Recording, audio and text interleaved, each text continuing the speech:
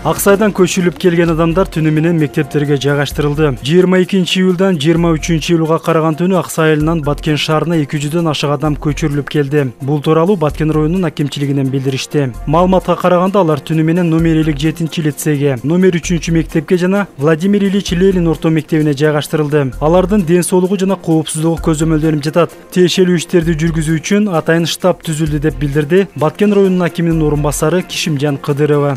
241 адам түнде саат 3-кө келген болсо, азыр 280ге чейин анын айрымдары үйлөрүнө балдарды биз аларды да каттоого алдык. Кайсы кимдин үйүнө, кайсы тууган, кайсы жакындарынын үйүнө чейин жеткирилгендигин бардыгында маалымат алып, ушул жерлерге жайгаштырып, балдары менен көбүнчө бул жерге келгендер балдар түзөт, энелер жана балдар келишкен. Башка ушул атуу жарандар ал жакта калышкан.